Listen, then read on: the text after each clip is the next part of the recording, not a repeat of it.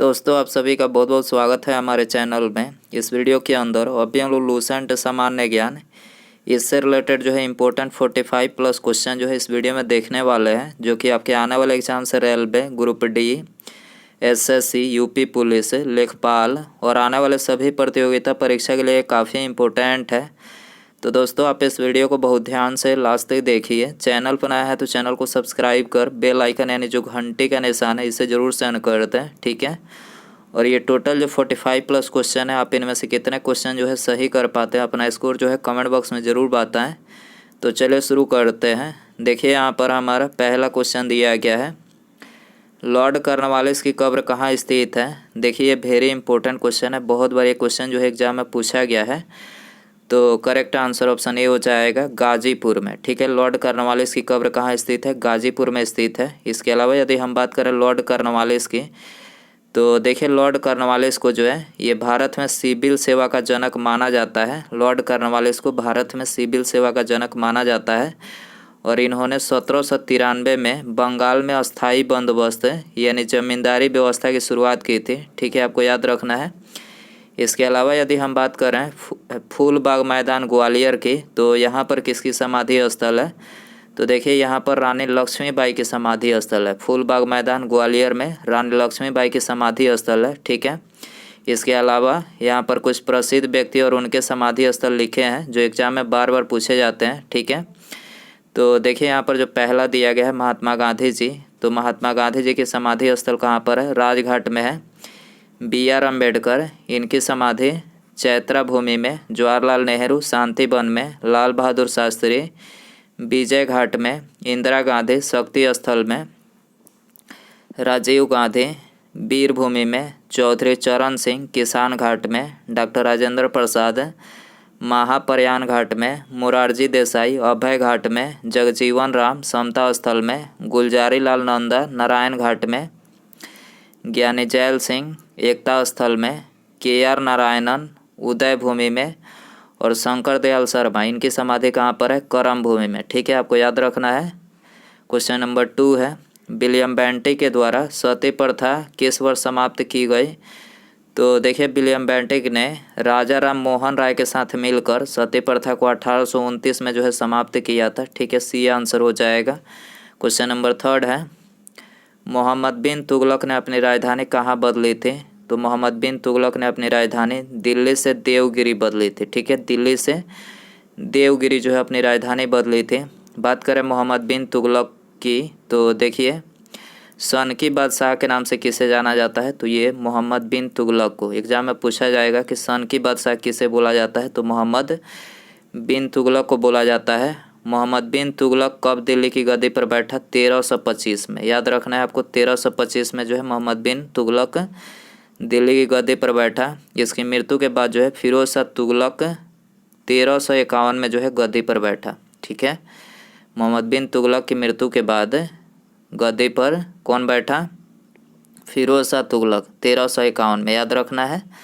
Question number 4 है, आचार्य भरत मुनि के अनुसार रसों की संख्या कितनी है। तो आचार्य भरत मुनि के अनुसार जो है रसों की संख्या 8 है, ठीक है, आंसर हो जाएगा बी। क्वेश्चन नंबर 5 है, निम्नलिखित देशांतरों में से कौन सा भारत की प्रमाणिक मध्यम रेखा कहलाता है। तो भारत की प्रमाणिक मध्यम रेखा जो है 82.5 डिग्री पूर्वी देशांतर कहलाता है, ठीक है, 82.5 डिग्री पूर्वी देशांतर जो है भारत की प्रमाणिक मध्यम रेखा कहलाता है, डी आंसर हो जाएगा। क्वेश्चन नंबर 6 है, भारत में निम्नलिखित में से किस क्षेत्र में मृदा अपरदन की समस्या गंभीर है। तो करेक्ट आंसर बी हो जाएगा, शिवालिक पहाड़ियों के पाद क्षेत्र में, ठीक है, शिवालिक पहाड़ियों के पाद क्षेत्र में जो है मृदा अपरदन की समस्या जो है गंभीर है, ठीक है। क्वेश्चन नंबर 7 है, वायु दाब सबसे कम होता है। तो देखिए वायु दाब जो है ग्रीष्म ऋतु में सबसे कम होता है, डी आंसर हो जाएगा। क्वेश्चन नंबर 8 है, भारतीय मानसून मौसमी विस्थापन से इंगित है, जिसका कारण है। तो देखिए इसका कारण है स्थल तथा समुद्र का विभेदित तापन, ठीक है, स्थल तथा समुद्र का विभेदित तापन जो है इसका कारण है। क्वेश्चन नंबर 9 है, 2 बार माउंट एवरेस्ट पर विजय प्राप्त करने वाली महिला पर्वतारोही है। तो 2 बार माउंट एवरेस्ट पर चढ़ने वाली महिला कौन है, संतोष यादव, याद रखना है संतोष यादव है, डी आंसर हो जाएगा। इसके अलावा माउंट एवरेस्ट से रिलेटेड जो क्वेश्चन एग्जाम में पूछे जाते हैं वो यहाँ पर हमने लिख रखे हैं। हिमालय की सबसे ऊंची चोटी कौन सी है? माउंट एवरेस्ट है। माउंट एवरेस्ट की ऊंचाई कितनी है? 8848.86 मीटर। किस हिमालयी चोटी को सागर माथा भी कहते हैं? तो माउंट एवरेस्ट को जो है सागर माथा कहते हैं। माउंट एवरेस्ट नाम किसके नाम पर रखा गया? सर जॉर्ज एवरेस्ट के नाम पर रखा गया। माउंट एवरेस्ट पर चढ़ने वाली प्रथम भारतीय महिला कौन है? बछेंद्री पाल प्रथम भारतीय महिला है। माउंट एवरेस्ट को नेपाल में किस नाम से जाना जाता है? सागरमाथा के नाम से जाना जाता है। माउंट एवरेस्ट को तिब्बत में किस नाम से जाना जाता है? तो चोमोलंगमा, ठीक है, तिब्बत में चोमोलंगमा के नाम से माउंट एवरेस्ट को जाना जाता है, याद रखना है आपको। दक्षिण भारत की नदियाँ प्रमुख रूप से निम्नलिखित में से कौन सा अपवाह तंत्र रखती है? तो वृक्षनुमा, ठीक है, वृक्षनुमा अपवाह तंत्र रखती है दक्षिण भारत की नदियाँ, सी आंसर हो जाएगा। कुल्लू घाटी जिन पर्वत श्रेणी के बीच अवस्थित है वे है? तो कुल्लू घाटी धौलाधार तथा पीर पंजाल पर्वत श्रेणी के बीच में स्थित है कुल्लू घाटी, आंसर हो जाएगा ये। क्वेश्चन नंबर 12 है, निम्नलिखित में से कौन सा सौर मंडल का भाग नहीं है? तो निहारिका जो है सौर मंडल का भाग नहीं है, बाकी तीनों सौर मंडल के भाग हैं। क्षुद्र ग्रह, धूमकेतु और ग्रह तीनों जो है सौर मंडल के भाग हैं। साफ रात में मेघीय रातों की अपेक्षा अधिक ठंडी होती है, तो विकिरण के कारण, किसके कारण? विकिरण के कारण जो है साफ रात में मेघीय रातों की अपेक्षा अधिक ठंडी होती है, तो आंसर हो जाएगा बी। क्वेश्चन नंबर 14 है, लोकसभा में राज्यवार सीटों का आवंटन सन 1971 की जनगणना पर आधारित है। यह निर्धारण किस वर्ष तक यथावत रहेगा? तो ये 2026 तक जो है यथावत रहेगा, ठीक है, आंसर हो जाएगा बी। क्वेश्चन नंबर 15 है, निम्नलिखित विवादों में से किसमें सर्वोच्च न्यायालय ने प्रस्तावना को भारतीय संविधान की मौलिक संरचना का भाग स्वीकार किया? तो ये केशवानंद भारती विवाद में, ठीक है, केशवानंद भारती विवाद में जो है ये सर्वोच्च न्यायालय ने प्रस्तावना को भारतीय संविधान की मौलिक संरचना का भाग स्वीकार किया, डी आंसर हो जाएगा। क्वेश्चन नंबर 16 है, भारत में संघ राज्यों का प्रशासन किसके द्वारा किया जाता है? भारत में संघ राज्यों का प्रशासन किसके द्वारा किया जाता है? राष्ट्रपति के द्वारा किया जाता है, ये आंसर हो जाएगा। क्वेश्चन नंबर 17 है, वे विषय जिन पर केंद्र व राज्य सरकारें दोनों कानून बना सकती है उल्लेखित है? तो ये उल्लेखित है समवर्ती सूची में, ठीक है, वे विषय जिन पर केंद्र व राज्य दोनों जो है कानून बना सकती है समवर्ती सूची में उल्लेखित है, सी आंसर हो जाएगा। क्वेश्चन नंबर 18 है, अध्यक्षात्मक शासन का उदय सर्वप्रथम किस देश में हुआ? तो सबसे पहले संयुक्त राज्य अमेरिका में हुआ, ठीक है, आंसर हो जाएगा डी। क्वेश्चन नंबर 19 है, रोटी किस गैस के कारण फूलती है? वेरी इंपॉर्टेंट क्वेश्चन, रोटी जो है किस गैस के कारण फूलती है? तो ये कार्बन डाइऑक्साइड गैस के कारण फूलती है, ठीक है, रोटी जो है ये कार्बन डाइऑक्साइड गैस के कारण फूलती है, डी आंसर हो जाएगा। क्वेश्चन नंबर 20 है, किस राजा ने अपनी ही माँ से शादी की थी? किस राजा ने अपनी ही माँ से शादी की थी? तो इस राजा का नाम था ओपेडस। कैसा राजा है भाई जो अपनी ही माँ से शादी कर लिया था? तो देखिए इस राजा का नाम था ओपेडस जो कि अपनी ही माँ से शादी किया था, ठीक है, आंसर हो जाएगा सी। क्वेश्चन नंबर 21 है, राज्यपाल के वेतन और भत्ते दिए जाते हैं तो कंसोलिडेटेड फंड ऑफ स्टेट से, ठीक है, राज्यपाल के वेतन और भत्ते दिए जाते हैं तो कंसोलिडेटेड फंड ऑफ स्टेट से दिए जाते हैं, आंसर हो जाएगा ये। क्वेश्चन नंबर 22 है, भारत में स्थानीय स्वायत्ता शासन को किसने प्रोत्साहित किया था? भारत में स्थानीय स्वायत्ता शासन को किसने प्रोत्साहित किया था? लॉर्ड रिपन ने प्रोत्साहित किया था, ठीक है, डी आंसर हो जाएगा। इसके अलावा लॉर्ड रिपन की बात करें तो देखिए इसका कार्यकाल 1880 से 1884 ईस्वी तक था और इसने अपने कार्यकाल में जो है अफगान युद्ध की समाप्ति, इल्बर्ट बिल पर बहस, प्रेस की स्वतंत्रता, प्रथम फैक्ट्री अधिनियम, स्थानीय स्वशासन की शुरुआत, जनगणना प्रणाली का स्थापना, स्कूली शिक्षा हेतु हंटर आयोग की स्थापना इसने किया था। लॉर्ड रिपन के कार्यकाल में ये सारी चीज़ें हुई थी, तो याद रखना है आपको। क्वेश्चन नंबर 23 है, भारत में प्रथम स्वतंत्रता संग्राम का मुख्य तत्कालीन कारण क्या था? तो देखिए इसका जो मुख्य तत्कालीन कारण था वो था अंग्रेजों का धर्म में हस्तक्षेप का संदेह। ठीक है, भारत के प्रथम स्वतंत्रता संग्राम का मुख्य तत्कालीन कारण क्या था? तो अंग्रेजों का धर्म में हस्तक्षेप का संदेश जो था इसका तत्कालीन कारण था। जातक कहानियाँ किस प्राचीन भाषा में रचित है? जातक कहानियाँ किस प्राचीन भाषा में रचित है? पाली भाषा में रचित है। डी आंसर हो जाएगा। मगध का कौन सा सम्राट है अपरोप परशुराम के नाम से जाना जाता है? मगध का कौन सा सम्राट है अपरोप परशुराम के नाम से जाना जाता है?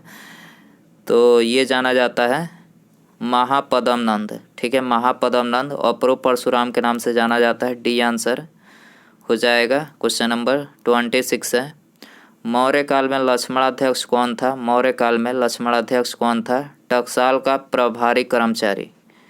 ठीक है, मौर्य काल में लक्ष्मणाध्यक्ष कौन था? टकसाल का प्रभारी कर्मचारी था। डी आंसर हो जाएगा। दीर्घकालीन कृषि ऋण किसके द्वारा प्रदान किया जाता है? दीर्घकालीन कृषि ऋण किसके द्वारा प्रदान किया जाता है?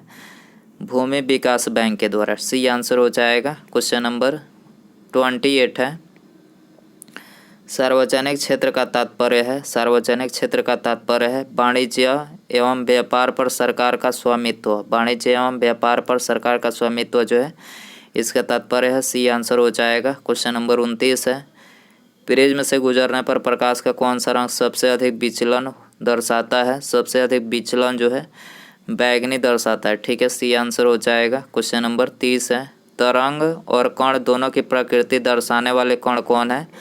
तरंग और कण दोनों की प्रकृति दर्शाने वाले कण कौन है? तो ये है इलेक्ट्रॉन। ठीक है, आंसर हो जाएगा बी। क्वेश्चन नंबर 31 है, आशा की धातु किसे कहते हैं? Very important question. दोस्तों यदि आपको वीडियो पसंद आ रहा है तो प्लीज़ वीडियो को लाइक ज़रूर कर दें। ठीक है, और अपने दोस्तों में शेयर ज़रूर कर दें। ठीक है, और चैनल पर नया है तो चैनल को सब्सक्राइब करके बेल आइकन यानी जो घंटी का निशान है ज़रूर ऑन कर दें। ठीक है, बेल आइकन ऑन करने से फ़ायदा ये होगा कि जब भी मैं कोई न्यू वीडियो अपलोड करूँगा उसका नोटिफिकेशन जो है आपको सबसे पहले मिल पाएगा। ठीक है, तो सब्सक्राइब करने के बाद बेल आइकन ऑन रखें। तो आशा की धातु किसे कहते हैं? यूरेनियम को। ठीक है, आशा की धातु किसे कहते हैं? यूरेनियम को कहते हैं। ये आंसर हो जाएगा। विट्रियल ऑफ तेल किसे कहा जाता है? विट्रियल का तेल किसे कहा जाता है? विट्रियल का तेल किसे कहा जाता है? सल्फ्यूरिक एसिड को कहा जाता है। डी आंसर हो जाएगा। 33 है, एक कार और भरी हुई एक ट्रक रास्ते पर समान गति से चलते हैं। ट्रक से तुलना की जाए तो कार धारण से करेगी कम गतिज ऊर्जा करेगी। ठीक है, सी आंसर हो जाएगा। निम्नलिखित में से कौन सा युग्म सही सुमेलित नहीं है? तो सही सुमेलित यहाँ पर दूसरा नहीं है। कॉपर का अयस्क सिनेबार नहीं है, बाकी तीनों करेक्ट है। एल्युमिनियम का अयस्क बॉक्साइट है, जिंक का अयस्क कैलामाइन है, आयरन का अयस्क हेमेटाइट है। ठीक है, कॉपर की बात करें तो कॉपर को Cu से सूचित किया जाता है और इसके अयस्क है क्यूपराइट, कॉपर ग्लांस है, कॉपर पायराइट। ठीक है, क्यूपराइट को जो है Cu2 बोलते हैं, इसका सूत्र है कॉपर ग्लांस का Cu2s, कॉपर पायराइट का CuFeS2 जो है इसका सूत्र है, याद रखना है। निम्नलिखित में से कौन आउटपुट डिवाइस नहीं है? तो टच स्क्रीन जो है आउटपुट डिवाइस नहीं है। मॉनिटर, प्रिंटर, प्लाटर तीनों जो है ये तीनों जो है आउटपुट डिवाइस है, याद रखना है। विटामिन सी का रासायनिक नाम है, तो विटामिन सी का रासायनिक नाम है स्कर्बिक अम्ल, याद रखना है। स्कर्बिक अम्ल विटामिन सी का रासायनिक नाम है। ये हो जाएगा। गैसीय स्थिति में पाया जाने वाला हार्मोन कौन है? गैसीय स्थिति में पाया जाने वाला हार्मोन कौन है? एथिलीन है। ठीक है, बी आंसर हो जाएगा।